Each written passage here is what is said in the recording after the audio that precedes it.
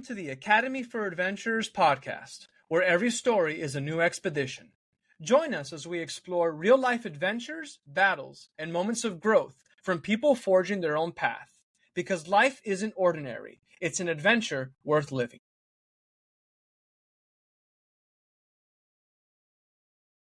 Hello, everyone. Welcome to the Academy for Adventurers podcast. I'm your host, Mauro Schiavo, and boy, do we have a great guest for you today. Diane, how are you? I'm doing great, Mauro. Great to be here. Awesome. I'm so glad to have you. I'm going to go ahead and introduce Diane. So Diane Moura is a global marketing and business transformation strategist with over 3 decades of experience turning vision into velocity. I quite like that line. As the founder of St. James Marketing and co-founder of Disrupt AI, she's redefining how founders and executives grow their brands. By breaking the agency mold and building AI-powered marketing systems that scale without bloated retainers or bottlenecks. After leading 300-member teams and consulting, get this, for 30 of the Fortune 500 companies, Diane stepped out of the executive suite to create a more agile, authentic, and efficient model for growth. One that empowers entrepreneur leaders to own their voice, lead with their personal brand, and operationalize their expertise into scalable systems. She's been CMO on 2 tech exits worth $28 million, led cross-border launches in highly regulated industries, and mentored hundreds of startups and small businesses on how to build trust, visibility, and pipelines without burning out or selling out. Today, Diane's work sits at the intersection of strategy, storytelling, and smart systems, empowering growth stage companies to skip the agency hamster wheel and scale with clarity, confidence, and tools that work. That's a fantastic bio. I got to say, that's probably one of the best I've gotten and written. What can I tell you on marketing? Yeah, just in case the audience didn't catch that. Yeah, she's in marketing, folks. Why don't we talk about that? Why don't we talk a little bit about how did your adventure in marketing begin? What were the seeds of that? Well, my adventure actually began in corporate America, as you saw from my bio. So, and I'm originally from Canada. So it started there. And, I had the opportunity to really kind of grow from the ground up in, marketing technology, strategy, and then had the opportunity to be relocated to the United States. And at that time, the company that was making the offer, basically, it was a consulting firm. And they said, well, we have a project in San Francisco, in New Jersey, and in New York. Where would you like to live? And I thought, well, kind of driven through New York and New Jersey on, family trips on the way to Florida. Never been to San Francisco. Looked pretty cool in the movies. So I thought, let's pick San Francisco. So that was the sum total of my logic. And I moved sight unseen to San Francisco. And started working with the company there, and it was really really really interesting because it's whatever you learn in business school, you learn a heck of a lot more when you're actually out there in the real world. And then I had opportunities to get relocated to Atlanta, which I had never lived in, and I moved there sight unseen. To Sarasota, Florida, which I had also never been to, so moved there sight unseen. And then also to London, England. I had an opportunity to be an expat, and I thought that sounded pretty interesting.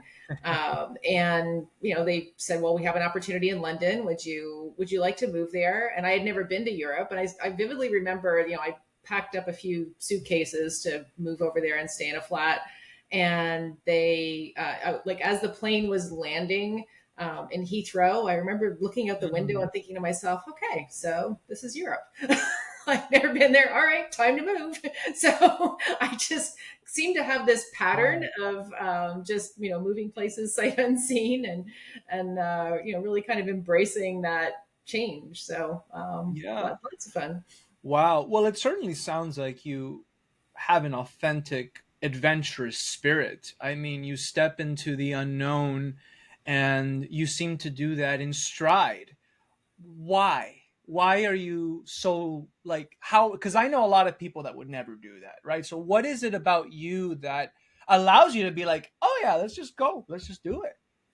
don't know. I think it's honestly, I think it's just how I'm wired. And I never really thought of myself as being a risk taker. It was only when I Mhm. started, people like you would ask me questions about my past. I started thinking to myself, going, yeah, I guess I did take a lot of risks. And when I was in corporate, though, it sort of felt like, I don't want to say like they were safe risks, but if you have a company that's relocating you, they're sort of taking care of everything. And they have people who come to your house and box everything up and move it to the next place and unbox it. And so it for some reason it just felt less like I was taking a risk than I guess if I was just on my own saying, hey, I'm going to go start my own business in London. But when I think of it, I Mm. had the opportunity to work with a lot of executives, and as you heard my bio, a lot of the Fortune 500, and really experience a lot of that. Um, and it was a wonderful experience. It was a wonderful education. I got to see the world for free. Not only places that I mentioned, but there's a lot of travel and consulting. So I had wonderful opportunities there. And I remember one weekend I was staying over in Mexico City, and I went out to the pyramids. And I remember I was standing on the pyramid of the sun and looking out at the pyramid of the moon and thinking, wow, I'm getting paid for this. Like, this is crazy. So Wow. I really embraced that idea of travel and seeing the world. And it was kind of exciting for me. But I reached a point in my life when Mm. as much as I really got a lot out of working with executives in corporate America and really seeing how things work at scale.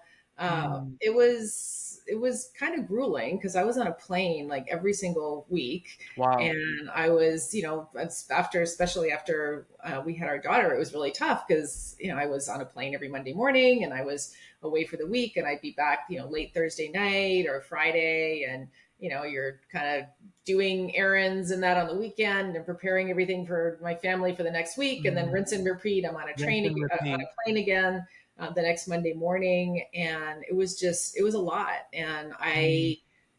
I had my daughter a little bit later in life, and I did not want her growing up without me. And I really wanted to be there with her. And I decided that I wanted to leave and start my own thing so that I could be in control of my own time. And that's what I did. So Yes, you I did. launched my company, and that was 12 years ago. And we've grown, and we have more adventures and more to Yeah. come. But Wow. yeah. What a joy. What a joy. So, a couple questions, maybe three. When you were doing your adventures, you mentioned the Pyramid of the Moon and the Sun in Mexico City. So, I imagine that was one of the travels that impacted you. Was that the one that, out of all your adventures, was your favorite, or was there one trip where you're like, this is the best trip that I did when I got to just travel under the corporate banner? There were so many.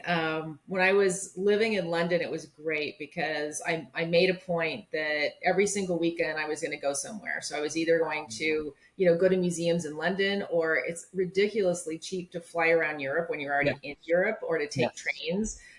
So, I got to see Versailles. I got to, I'd like go to Paris for the weekend. Like I'd, do all of that. And that was really great. But at one point, I was asked to work on a project in Australia.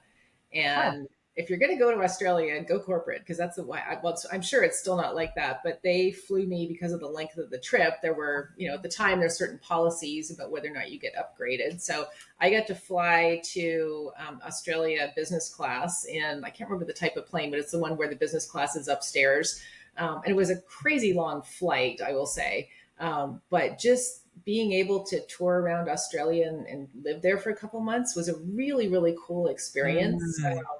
We were working in Melbourne, but I had a friend in Sydney, so I went there for the weekend and got to tour around Sydney and see the famous harbor where they set off the fireworks at New Year's, and the Opera House, and it was so Wow. beautiful. And then just all of the wildlife that they have there is amazing. We would, again, because it was a whole bunch of people who didn't live in Australia who were there Mhm. together. So we would all make a point of touring around and doing something every weekend as well. And so we'd drive into a eucalyptus forest and see the koalas like crawling through the trees. And, we'd go see like the kangaroos and just like the people are so friendly. The wine was great. I mean, it was really Yeah. a very, very cool place to visit. And I think my only regret from that trip is I was not smart enough to take extra time and visit New Zealand, which I Ah, really regret today because making that trip is very long. And if it, you're there, you yeah. might as well see both. Right. Right. So I remember I saw this was a few months ago at this point. It was a video of a kangaroo that was in the wild, and this gentleman was, I imagine, doing some sort of adventure, right? And he was with his dog, and the dog was a big breed. It must have been like a Labrador or some one of those breeds. And the kangaroo had the dog in a headlock, and like the kangaroo, it was really interesting. I don't think this was AI. I think this I was was going to say, was that a Sora video by any yeah, chance? no, it was. This was not as far as it was not AI, and I'm gonna say why I think so. Because it was before like the craze. It was like Mm. where people started, but this guy like runs up to the kangaroo and like fights it, and like he punches the kangaroo. The kangaroo like freaks out and like drops a dog. It looked there. It didn't seem like it was a deep fake, but like I just remember like what caught my attention, other than the dog and the headlock, was like how muscular the kangaroo was. Like Mm. it just had muscles on its arms, and how were the kangaroos up close? Or I don't know how close you were able to get, I but mean, how were we fed them, but it they? was it was Woo! it was in a like a little kangaroo Hmm. zoo. So you go in there and you buy the kangaroo food and you feed the kangaroos, and they all So it was very. It was not a wildlife experience. The Hmm. koalas we actually saw in the wild, which was cool because we went on a Okay. kind of a cloudy day. Like they don't like moving around too much when the weather's too warm and sunny, but when it's sort of a cloudy, misty day, they're actually bumbling around in the trees. They're super cute. So yeah, that Interesting. was fun. And then we went to see the little penguins, which is something I highly recommend if you go to Australia. There's a place where you can go to the cliffs, and the penguins, all the mother and father penguins, go out and hunt fish. I don't know what you call it when I guess they're hunting, but they're getting fish during the day, and then they come back around sunset and they feed the babies. So if you go to this place just before sunset, they have these very safe walkways, so you're not interfering with the nests. They're kind of elevated. But the babies will all come out of the nest at the time when they know that the parents are coming back, and it's these like little itty bitty penguin babies, and you see the parents come out, and because they actually have, I can't remember what kind of a bird is a predator to the parent penguins, who are also Mhm. pretty small, Mm. that they like to be together in a force. So you'll see like a few of them will come out of the water, but there's not enough coverage, I guess, and then a few more, and they sort of gather, and then you start seeing more of the parent penguins coming up to this cliff. And I remember there was this Wow. little baby penguin that was pretty much right next to us, only a little bit below because we were on the elevated walkway. And we're seeing like all the parents are coming back and they're feeding the babies, and this little guy is still crying, and we're like, oh my gosh, what if something happened to his mother? But thankfully she was just a little bit late and she came back and fed Okay. him. But that was a super cool experience. So it's things that Wow. you wouldn't get to see here, and Yeah. something like that is, I think, it's much more interesting when you're actually seeing a little bit of wildlife that's not in a zoo but in their habitat. In their natural habitat. Mhm. Yeah. I I always love when I'm hiking, for example, and just you'll see a random, even if it's a moose or if it's a deer. I have an interesting story to share. This was on our honeymoon. This was right after our wedding.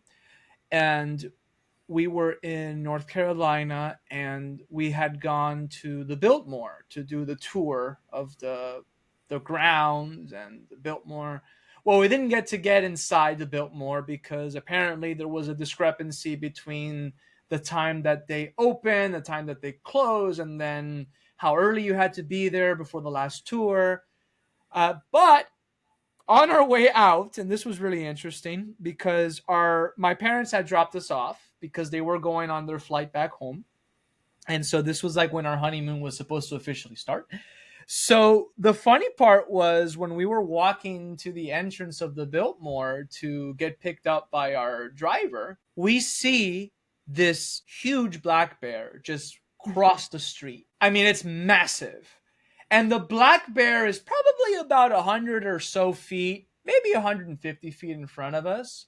And the black bear turns, looks at us, gets on both like paws, and then we're like, all right, well, good thing it's not a grizzly, but a bear's a bear, I right? still would So, not want to be that close to a black bear. yeah.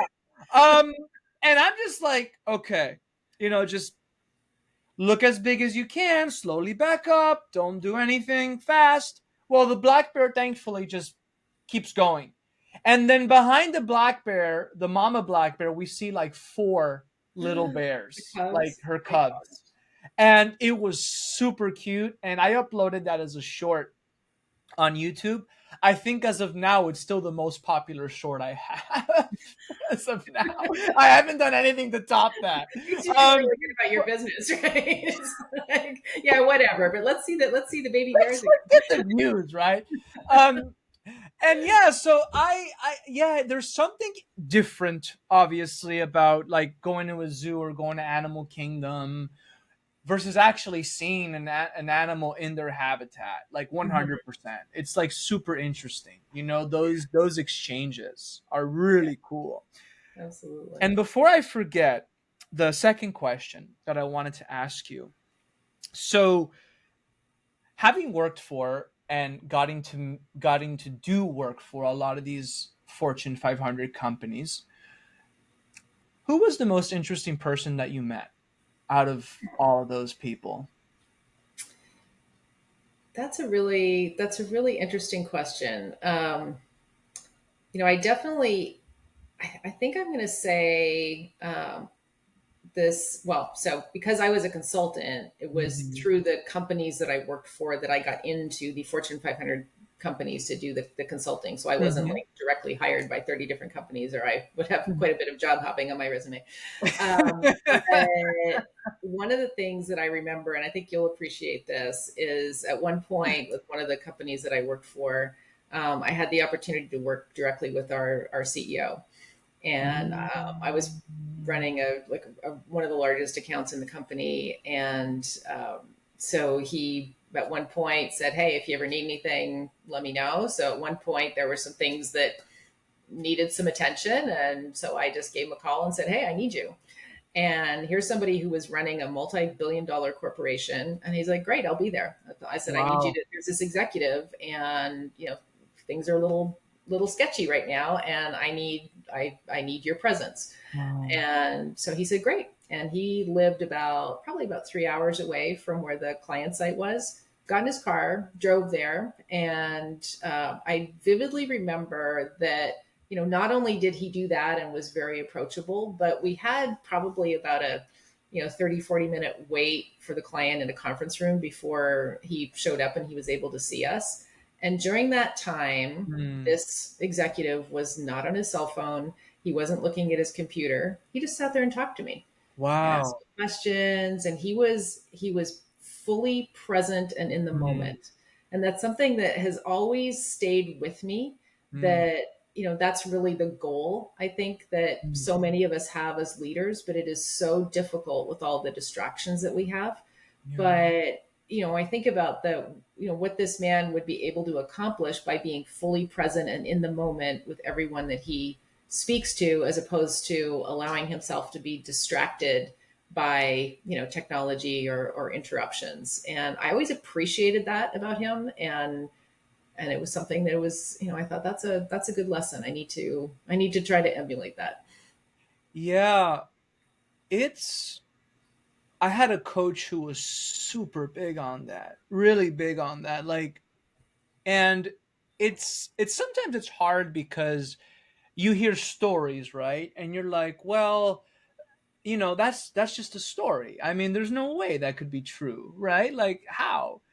But then I hear something like this, and it's like, yeah, okay, of course. Like, how else are you going to be so successful and doing so well if you don't have the ability to slow down and be present? It's like, yeah, Mhm. obviously, because if you are operating and running such a big operation, you need to be 100% in touch. You have to be in tune. And that skill is something that it's a non-negotiable.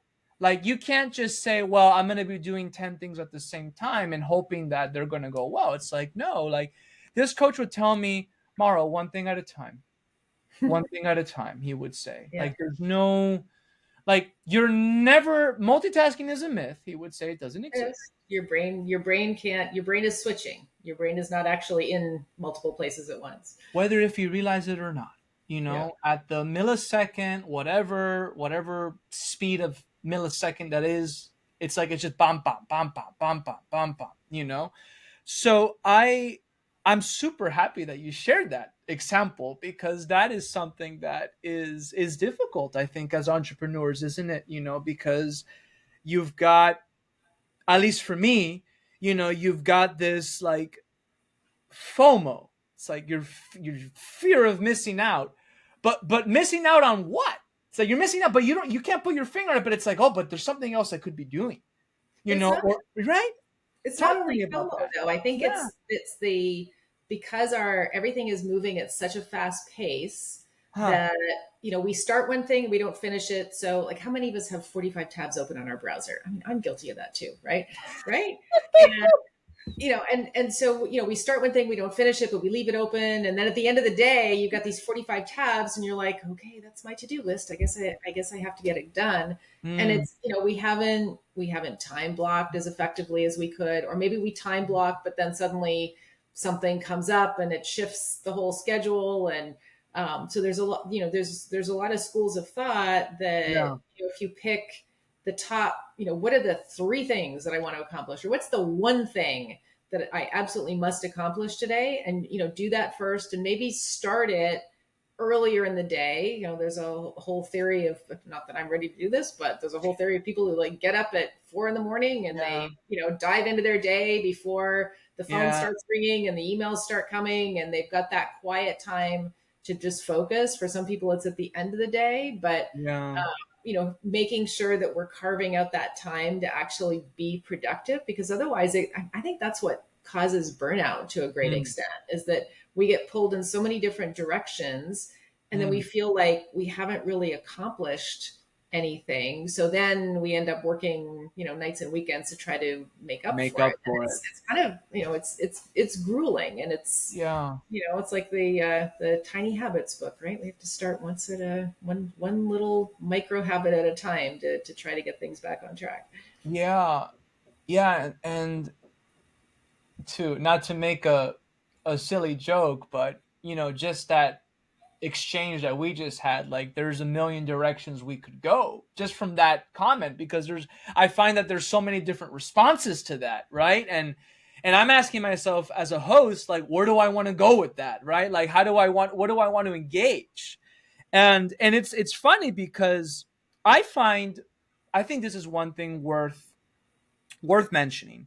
And there was a coach that I did a online program with. His name was Rich Litvin.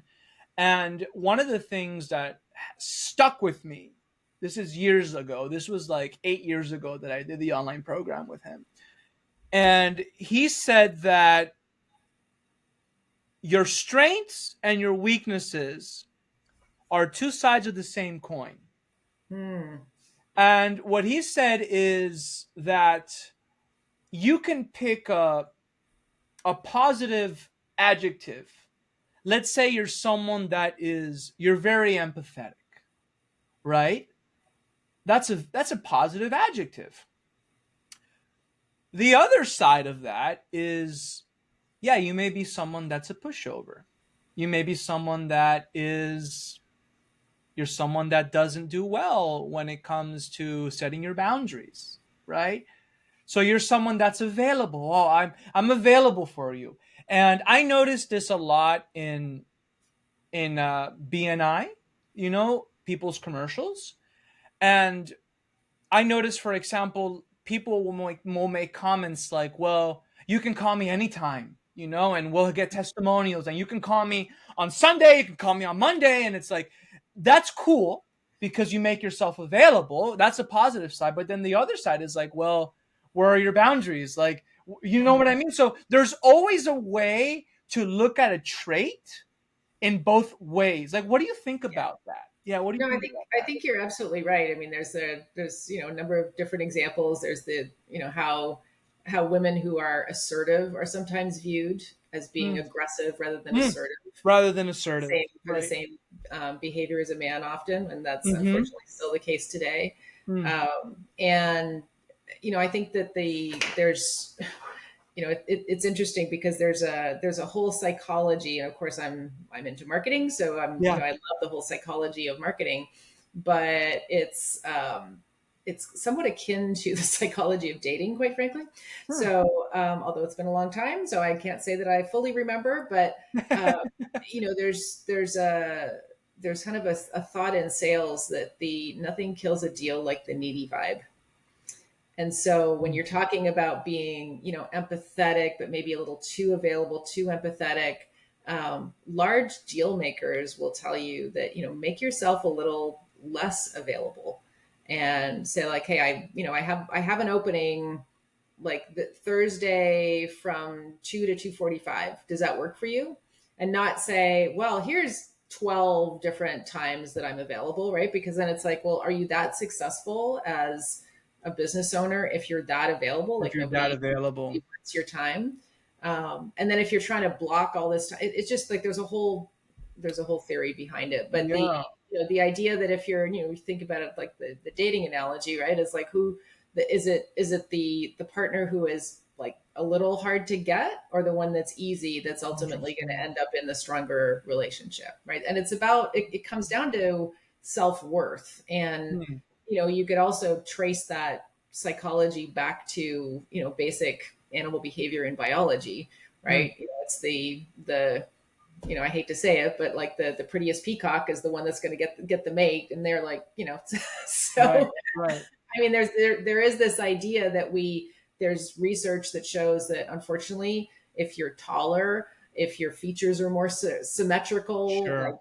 viewed more, if you have, and this was kind of an interesting one that I've shared with other women leaders, that if your voice is a little bit lower, Interesting. then you tend to be viewed with more respect. More respect. And it's a people could say, oh, that's terrible, that's being like we shouldn't really think that way, but it's actually how we're wired as humans, which is Yeah. kind of a challenging thing. But I've advised other women to just lower your speaking voice an Lower your octave, speaking voice. because if you come into a meeting and you've got a very soft voice and very high, I'm sounding a little bit like your Mickey Mouse impression here, Oh I boy.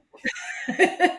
But you'll be taken less seriously than if you come in and just speak with a very more authoritative, lower speaking voice, and don't Hmm. always necessarily be the one to jump right into the conversation either, because the people who are often viewed as leaders are sometimes the ones who will sit back a little bit and absorb, and then make a very thoughtful statement. And Yeah. so if you think about some of the really strong leaders that you've seen, in your career, there tends to be somewhat of a pattern. I'm not going to say that everybody fits the mold, but there is somewhat of a pattern. So, for others that are trying to get there, just being conscious of that is important. Hmm. I spent many years working in corporate, and I was working on the strategy side of technology. But I was working in a very very male dominated field, Hmm. so I had to, in order to be taken seriously by a lot of men, I had to adjust my behavior. Hmm. Did I compromise anything? Did I do anything unethically? No, but it's, I recognize the environment, I recognize what it would take to be successful, and I made the adjustments in order to get there. Yeah, it's a soft point today, I believe, because we receive a lot of surface level contradictory statements, right? So we are told that you got to be you, right? You got to be authentic, right? You have to be who you are. But there's also decorum, right? And I use this example. It's not, I didn't come up with it, but I think it's very thought provoking. It's like, it's a little silly, but I think it illustrates the point. It's like, when did it become appropriate for everyone or anyone really to like be out in public in your pajamas? Like, when did that happen? You know what I mean? Like, and I mean, look, people fly on the plane in their pajamas, and it's just interesting because, and I don't even know, maybe you're one of the people that do that, No, but I it's don't. like, No, let's let that straight. I do not go out in okay, my but pajamas.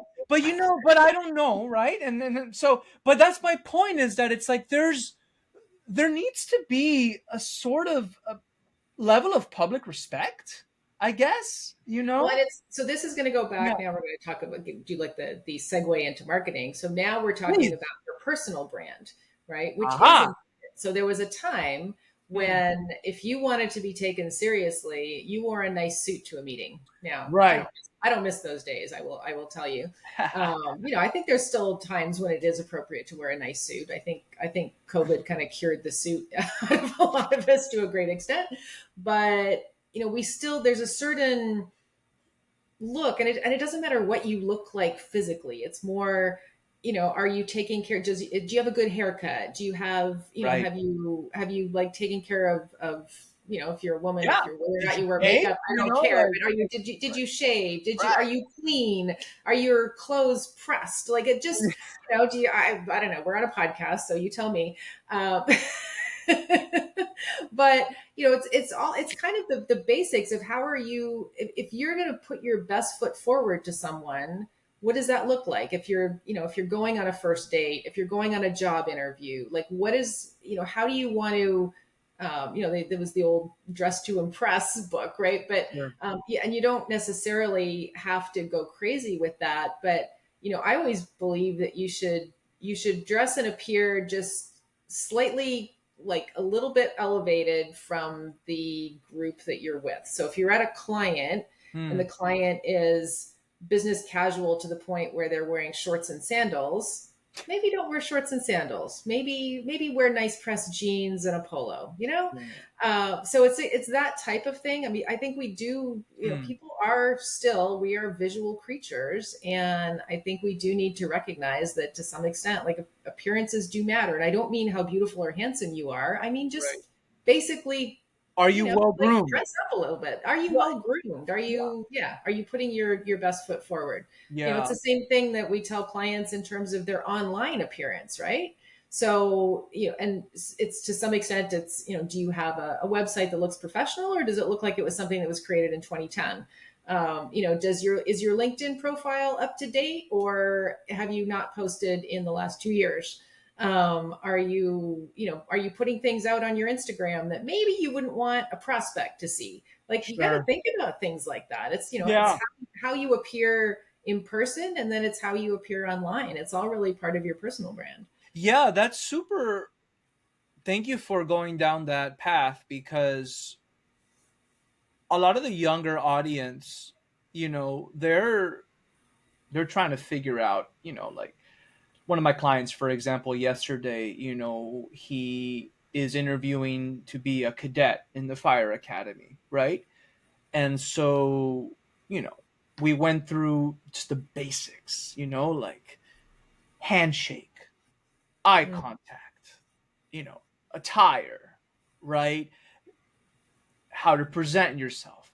And these are things that, yeah, I mean, maybe like people in their 40s are maybe still don't even have down packed. You know what I mean? Um and it's like, yeah, like it's, I, again, going back to the strength and weakness thing, like I I can make people feel very comfortable, right? Because I try to, match their energy, match their tone, all that stuff, like to make people like building rapport, right? But at the same time, like, when does that start to affect my personal brand? Like, Mm. am I going to do what you said, right? If I have a client that shows up in a Speedo to a business meeting, to use a silly example, yeah, I don't know if I want to match that. You know what I mean? Like, I don't think I Let's want to hope match let's that. hope Yeah. that that is not a fashion trend in business meetings. But yes, Well, after COVID, there is a limit, people. yeah. So I I want to talk to you about your transition, right? So you transitioned from, being the consultant, right? And consulting for all these large Fortune 500 companies. And then you share with me that beautiful story of having your daughter and wanting to be present with your daughter. By the way, your husband really stepped up, huh? Because if you were flying out every week, Yep. he really stepped up. She was little. Yeah. I mean, I made the Wow. food and everything, but he was up with her in the middle of the night. And yeah, no, he's my husband is great. He's What a been guy. What he's a been, he's, guy. he's, What a he's been guy. a rock for many years. Oh, that's so cool. Yeah. Yeah, yeah. So transitioning into the entrepreneurship space and building your own marketing company. So one of the things I'm super interested about always whenever I ask entrepreneurs is why their name. So why Zen Change? Like, tell the audience why Zen Change. Well, it's kind of interesting because when I was in corporate, one of the areas of consulting that I did was organizational change management. So the idea that if you're implementing large systems, you're impacting the people. And so you need to take people into account and make sure that they will adopt the systems. Otherwise, you're not going to get the ROI that you need. Awesome. So the what I learned through the process in corporate, and it's not a crazy epiphany, but Yeah. change is hard, and change Yes, people it is. resist change. Yes, it is. And we don't like it. We would just love it if everything stayed the same. I mean, some people are adrenaline junkies, and they're, I think, a little bit more in favor of change. But in general, if you're trying to make a change, there will be a lot of resistance. And anything that you're going to do in marketing is, you're changing, because you're either launching a brand, you're growing a brand, you're pivoting a brand, you're Mm, trying to exit a brand. mm. Like, all of those things are change, and change is hard. And what I wanted to establish with the way that we work with clients is the idea that we've got you. We get this. We can make this process easy for you. We'll get you there. We understand the technology. We understand the processes. We understand the strategy.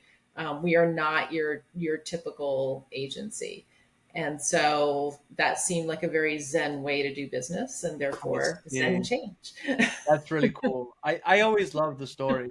That's really interesting. Yeah. So tell me a little bit about the battles and the challenges that you faced as an entrepreneur growing your marketing agency, because that obviously you're going from what I imagine was a good salary, probably a really good one, especially Mhm. at your level. And now it's like you've got to, as I told you yesterday, that Spanish phrase, you've got to make your own potatoes, right? Yeah. So to Are speak, you? right? You eat what Uh, you eat what you kill. In other words, right? yeah, yeah, right, right. So tell me a little bit about some of the challenges that you faced and how you overcame them, if you don't Well, mind. yeah, I mean, so a couple on the business side, the challenges were always, and I think this a lot of entrepreneurs can relate to this, is you're either like really focused on sales, and you're bringing in business, and then suddenly you realize, oh my gosh, I need to do some more things on operations, and then you sort of slow down with that, and you fix some of the operations, and then now you're Mm, ready for sales, and it's like, yeah. And so kind of that yin and yang of sales Yeah. and operations is, Yeah. is I think a challenge that a lot of entrepreneurs face, and certainly I was no different. And then just even coming from that corporate environment and really learning, how to scale down everything that I had learned as a corporate consultant to smaller businesses. I think that was something that was, that was certainly a challenge. And then just, learning, I mean, fortunately, I had seen like a lot of the types of tools that are available, the Mm. technologies that, I had worked with that were, massive, massive projects. While I was sort of scaling down methodology, there were a lot of companies out there that were scaling down the tools that you needed in order to successfully implement marketing strategies. So I think that was something that was certainly a battle that has been a challenge, but a successful one over the years. Yeah. And then the recent, I don't even know if I want to call it a battle because it's too darn exciting, but I think the shift towards AI, it is absolutely disrupting pretty much every industry, but marketing was one of the first ones that landed in the crosshairs. And so a Mm. lot of the traditional ways that clients are used to dealing with agencies on, either being on a mystery retainer and not knowing exactly what you get, or having monthly programs that don't necessarily drive results. So the fact that you got a lot of traffic doesn't mean necessarily that you got a lot of clients out of it. And so making sure that those types of things are aligned, and which is really where we've been pivoting. I mean, we were very early adopters to Mm. AI, but we've pivoted even deeper, and are we're building apps for clients. We're building funnels. We're approaching clients with the idea that, hey, I'm gonna build you a Ferrari, and I'm gonna teach you how to drive it, and then I'm gonna hand you the keys. And if you still want some help, if you want us in the passenger seat for a little bit, happy to do that. But if you're happy to have your team drive, then you go drive. And that's a very different way that most agencies approach marketing. It's more the, Mm. hey, we've got the keys, we've got our proprietary whatever. You're going to kind of come Right. into our Ferrari, and we're going to drive you. And we're gonna drive And I you. don't think that's doing businesses any favors.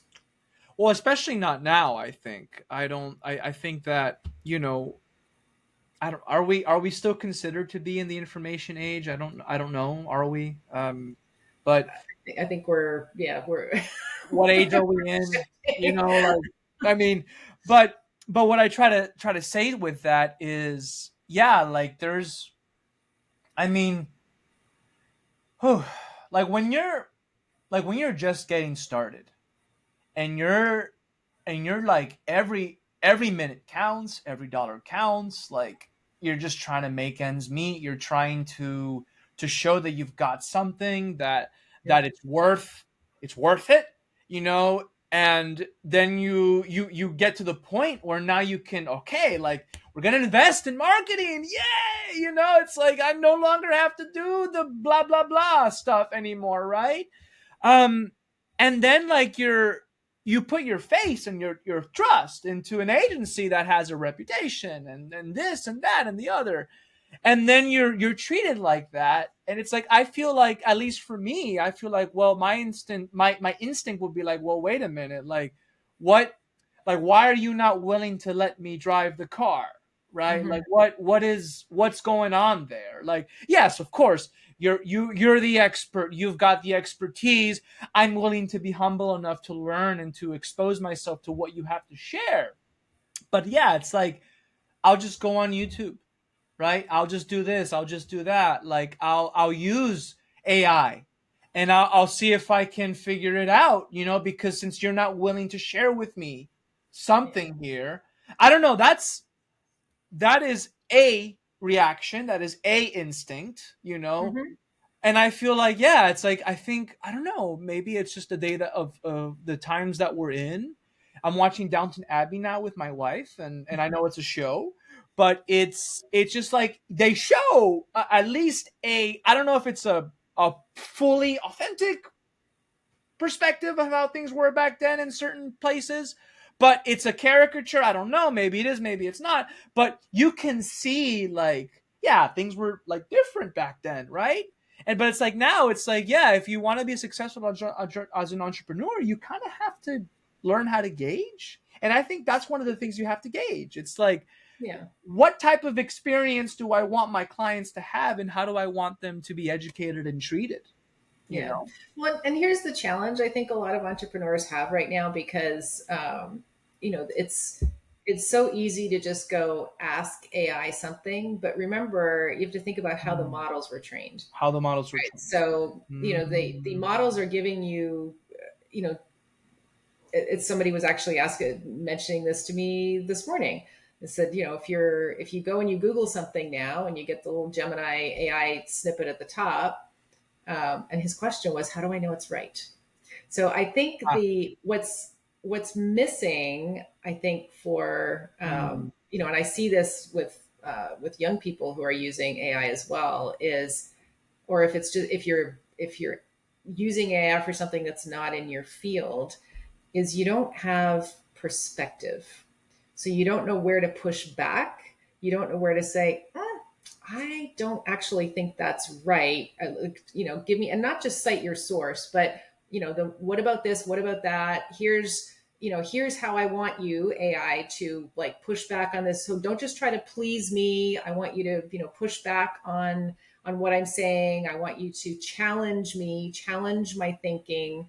I want you Mm. to think like XYZ expert, whose Mm. content is all available online and they've been trained. So I think if you've established a career in a particular field, using AI can make you considerably more efficient, but you still have the perspective to be effective.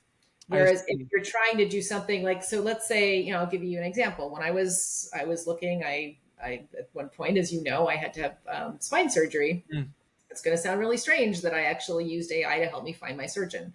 But I trained Interesting. a custom GPT as to, here's what I want you to be an expert in. Here's my situation. Here's my condition. I want you to go out and find me, like, what are all of the, Wow. the leading procedures that are the least invasive possible. Okay, great. Now I see those. Okay, who are the leaders in those procedures? Wow. Yeah. And then but that's not enough. Like, I'm not just going to say, oh, I'm just going to take that verbatim. I'm going to be able, now I'm armed with information that I can go take to my physician and say, here's what I found. And it's, what about this? What about that? So it makes me a savvier consumer of medical services, if you will. And so Absolutely. I think it's similar with any field where, if you want to learn more about accounting, you want to learn more about marketing, whatever. It's like, sure, absolutely, like use AI, use ChatGPT, Perplexity, Gemini, whatever your LLM of choice is. And they're all different. They're good at different things, and get kind of the basics, and then now maybe you don't need as much time, effort, support from the expert because you're able to now ask more educated questions. Mm. But you're not going to go to Chat GPT and say, what stock should I invest in? And then actually put your entire 401k into it, right? So, similarly, you have to think about that with your marketing. If you're like, hey, what should I do to, invest X amount of money to grow my business? And if you're just going to take that back verbatim and then put your money into it, it's pretty risky because you got to Yeah. remember, like, these models are being trained on, online data, right? And so they're extremely smart. And there's, in many cases, there's AI is smarter than a lot of humans. Sure. Uh, but you have to know how to work with it. So, and there's so many tools that are being published every single day. So you could literally spend like your entire day Yeah. testing different tools, and then Yeah. you're going to see something like, oh, I saw something shared on X, and this looks really cool, or I saw a TikTok about something, and now I'm going to go play with this, and it could potentially suck up all of your time, and then you're not really going to get the benefit for your business. Or Yeah. you could just have a system built for you that is going to, by a lot of smart people who have spent, a lot of time figuring out, everything that's needed in order to make that system effective. And then you learn that system and then you drive it. I see. I see.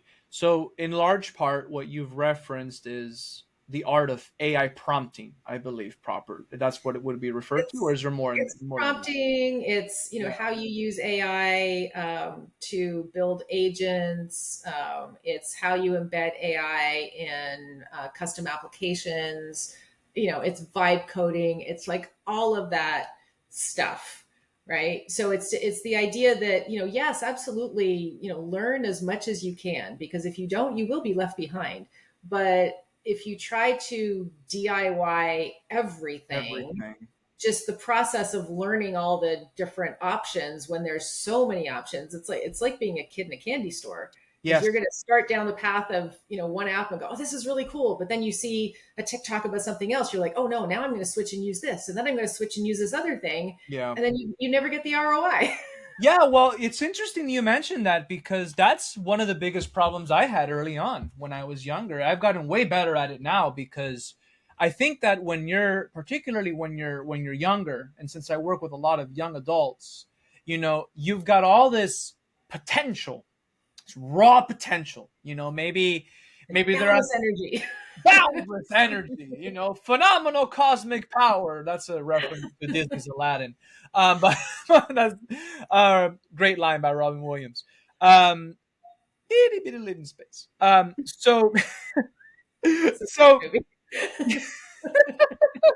Disney fans will get it.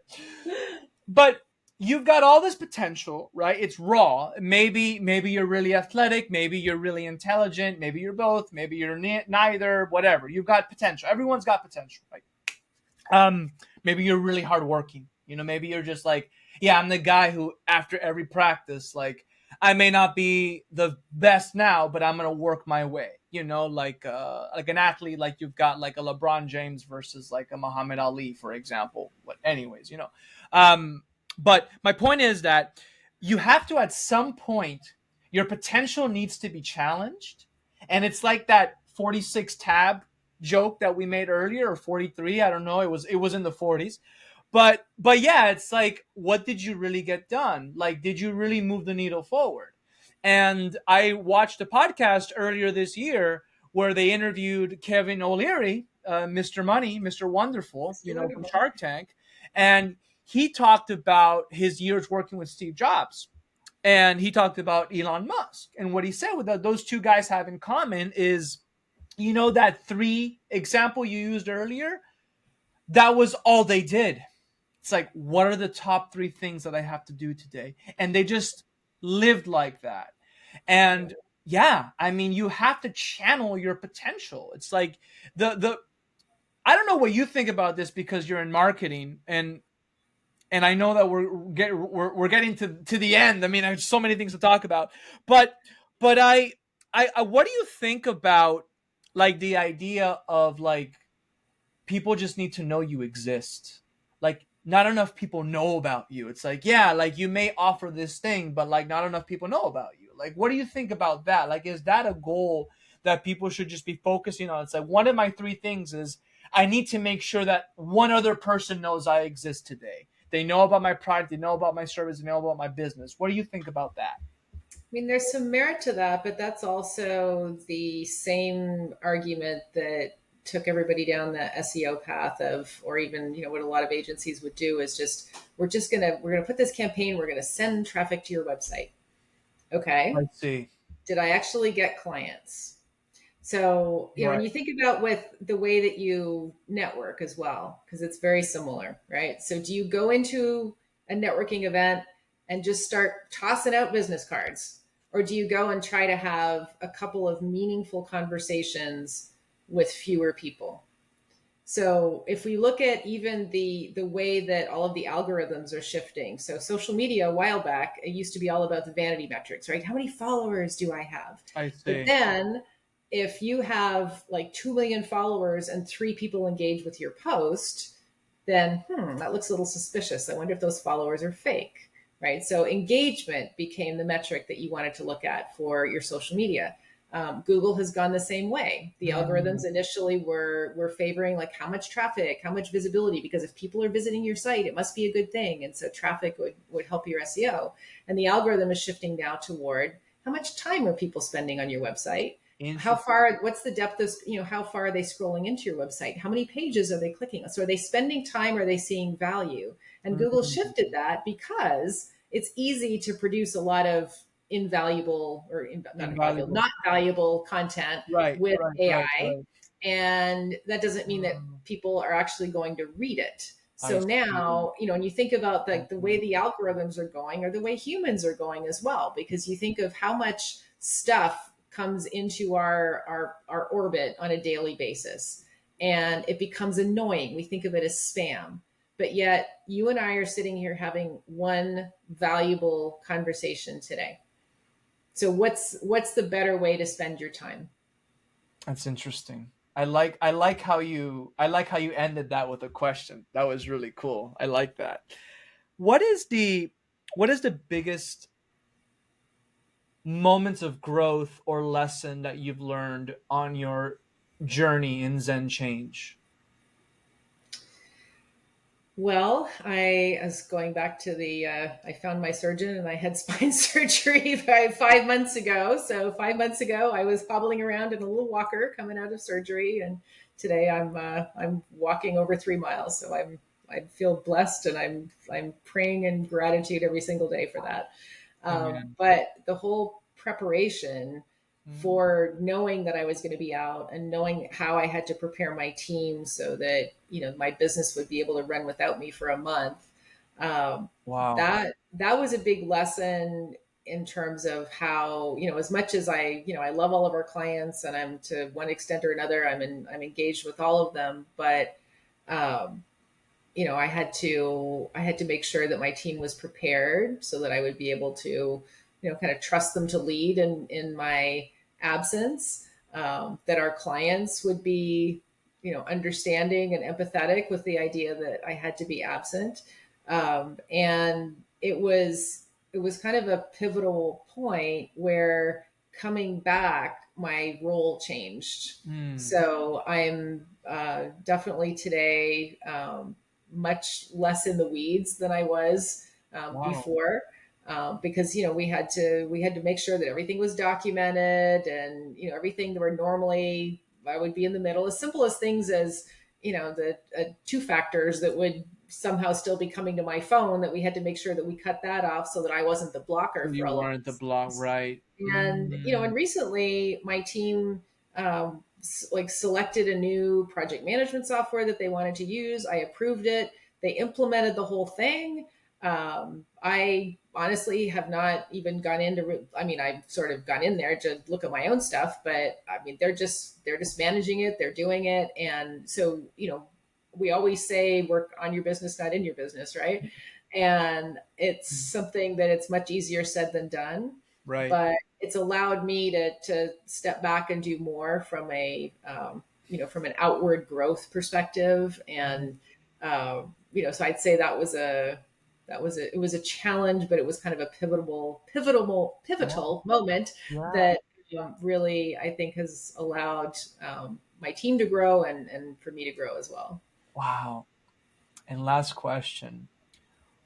What do you find beautiful about everything so far that you've built in your life, the business, your family, your team? Like what is one thing that you'd like to touch on that has been beautiful throughout this adventure of yours? Mm. This is so much beauty. It's hard to pick one thing, but Yeah.